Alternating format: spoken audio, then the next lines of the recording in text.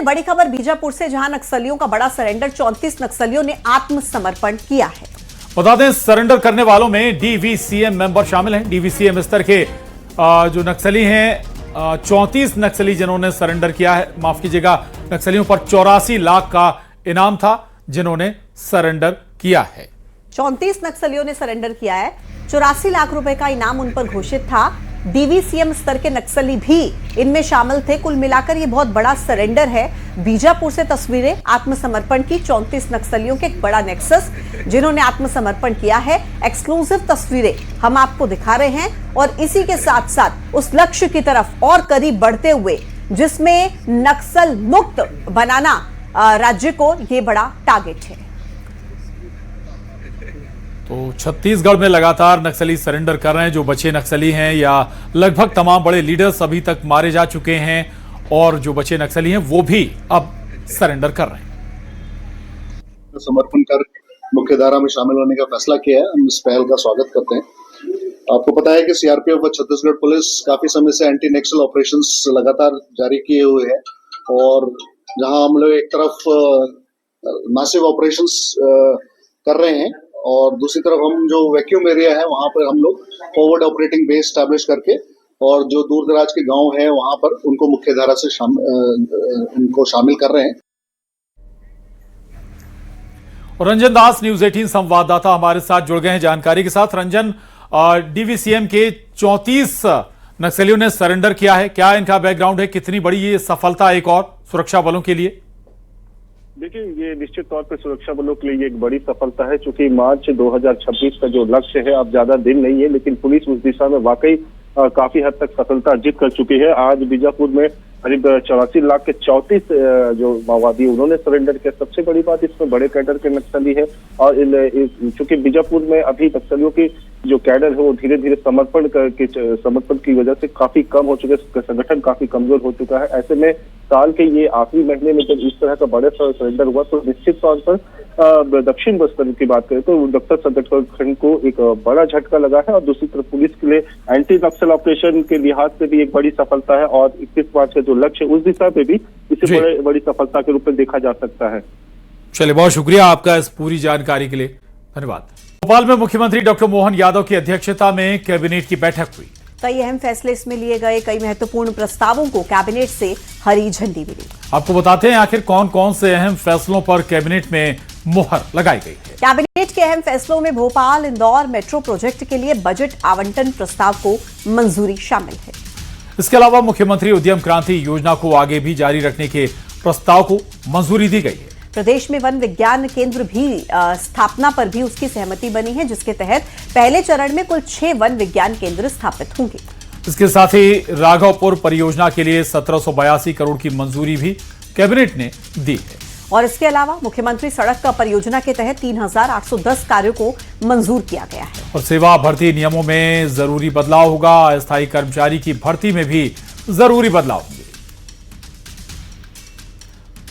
चलिए आगे बढ़िए। कैबिनेट में अस्थायी कर्मचारियों को लेकर लिए गए फैसले पर एमपी में सियासत गर्मा गई है। कांग्रेस का कहना है कि सरकार की करनी और कथनी में अंतर है। अगर ऐसा कोई फैसला किया है तो लिखित रूप से बताया जाना चाहिए। उधर कर्मचारी संगठनों का कहना है कि काफी समय से इसकी मांग की जा रही है, अभी सरकार एक स्टेप आगे बढ़ी है। उधर बीजेपी का कहना है कि इस फैसले से अस्थायी कर्मचारियों को काफी राहत मिलेगी। पहले अस्थायी कर्मचारियों की 10 श्रेणियां थी जो अब 5 रह जाएंगी। इसके लिए सेवा भर्ती नियमों में बदलाव किया जाएगा।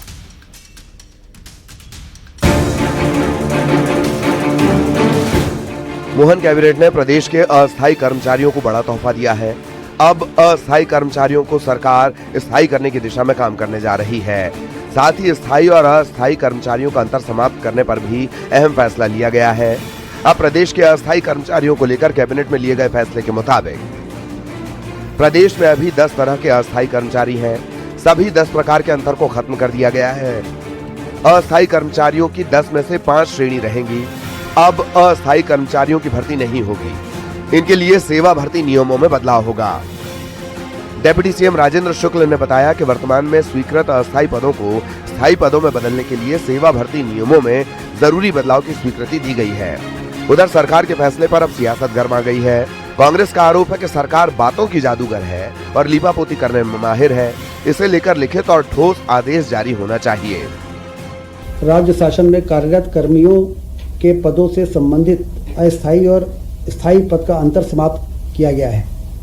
10 प्रकार के जो वर्गीकरण होते हैं कर्मचारियों के, नियमित, संविदा और आउटसोर्स, अंशकालीन और कई प्रकार के, तो उसमें कर्मचारियों को रिटायरमेंट के बाद, प्रोबेशन के बाद कई चीज़ों में जो परेशानी आती थी, अब वो 10 श्रेणी के बजाय 5 श्रेणी ही रहेंगी। दिल्ली से लेकर भोपाल तक ये शब्दों के जादूगर लोग हैं भाजपा के लोग, चाहे नरेंद्र मोदी हो या मोहन यादव हो। मेरा यह कहना है कि स्ट्रेट फॉरवर्ड ऑर्डर निकलना चाहिए।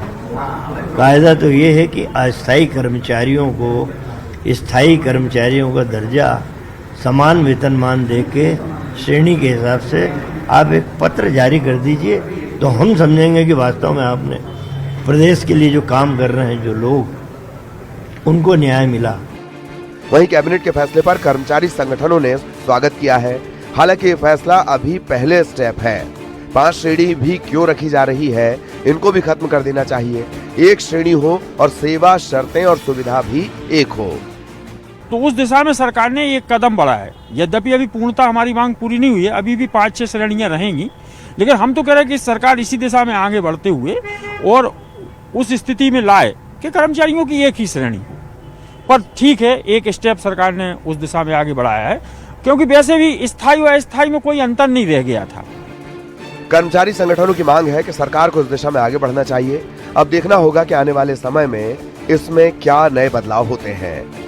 भोपाल से शैलेंद्र सिंह की रिपोर्ट, न्यूज़ 18।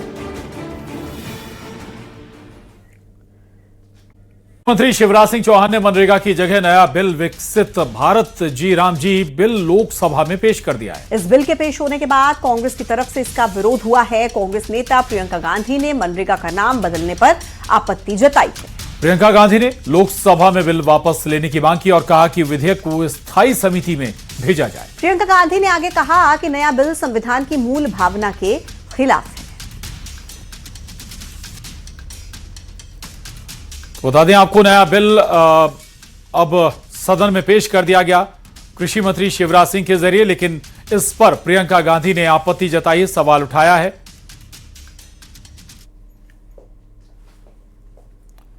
और चलिए अब आपको बताते हैं रोजगार के नए कानून में पहले के मुकाबले क्या क्या बदलाव हुए हैं, जिससे ग्रामीण अर्थव्यवस्था को गति मिलेगी। सबसे पहले तो नाम की बात कर लेते हैं। पहले इसका नाम मनरेगा था, यानी कि Mahatma Gandhi national rural employment guarantee act, जो अब Viksit Bharat guarantee for Rozgar and Ajeevika mission Gramin कर दिया गया। पहले वाले कानून में हर साल में 100 दिन काम की गारंटी थी, लेकिन अब हर साल में 125 दिन काम की गारंटी मिलेगी। पहले केंद्र का हिस्सा 90% और राज्य का हिस्सा 10% होता था, लेकिन अब केंद्र का 60% और राज्य का 40% हिस्सा होगा। पहले बुआई कटाई के लिए खास प्रावधान नहीं थे, लेकिन अब बुआई कटाई के लिए नए प्रावधान इसमें किए गए। पुराने कानून में 15 दिन में मजदूरी का भुगतान होता था, लेकिन अब यह भुगतान हर सप्ताह किया जाएगा, यानी कि लोगों को फायदा मिलेगा। पुराना एक्ट ग्रामीण अर्थव्यवस्था पर फोकस नहीं करता है, जबकि नए कानून से ग्रामीण अर्थव्यवस्था को नई ताकत मिलेगी। पुराने रोजगार गारंटी में किसानों के लिए कोई प्रावधान ही नहीं था, लेकिन अब किसानों के लिए प्रावधान है और पूरी तरह से डिजिटल भुगतान किया जाएगा। पहले ग्रामीण इलाके के जल संसाधन को लेकर कोई स्पष्ट नीति इसमें नहीं थी, जबकि नए एक्ट में जल संसाधनों के संरक्षण पर फोकस किया जाएगा। और इसी के साथ आगे बढ़ते हुए आपको बताएं कि आप ये सोच रहे होंगे नए कानून से आखिर फायदा क्या होगा, तो इसके फायदे आपको बता देते हैं। दरअसल विकसित Bharat guarantee for Rozgar and Ajeevika mission ग्रामीण से 5 बड़े फायदे होंगे। रोजगार के दिनों की संख्या में इजाफा होगा, केंद्र की फंडिंग का बोझ बढ़ जाएगा, खेती के काम के समय प्रोजेक्ट पर रोक लगेगी, वहीं हर हफ्ते पेमेंट हो सकेगा, लोगों को भुगतान के लिए महीने का इंतजार नहीं करना पड़ेगा। ग्रामीण अर्थव्यवस्था को नई ताकत मिलेगी। तो तमाम तरह के फायदे हैं जो इस नए बिल के पेश होने के बाद मिलने की उम्मीद सामने आ रही है। तो इस नए कानून से बहुत कुछ बदलाव होने जा रहा है। ग्रामीण अर्थव्यवस्था में इस कानून के जरिए फोकस किया जा सकेगा। साथ ही 100 दिन की बजाय 125 दिन अब लोगों को इस कानून के तहत रोजगार मिल सकेगा। इतना ही नहीं, हालांकि जो पहले रेशियो हुआ करता था उसमें भी बदलाव हुआ है। पहले 90% केंद्र, 10% राज्य, और अब ये रेशियो बदल गया है। रेशो अब बदलकर 60% केंद्र और 40% राज्य का आ गया। और इसी के साथ साथ आपको यह भी बता दें कि लोकसभा में बिल पेश करने के दौरान विपक्ष ने जमकर हंगामा जरूर कर दिया। संसद के अंदर और बाहर विपक्ष का भारी हंगामा देखने को मिला। कांग्रेस सांसद प्रियंका गांधी ने इस बिल पर आपत्ति जताई। सरकार पर बड़ा हमला बोला। सरकार का दावा है कि बिल ग्रामीण अर्थव्यवस्था को मजबूती देगा।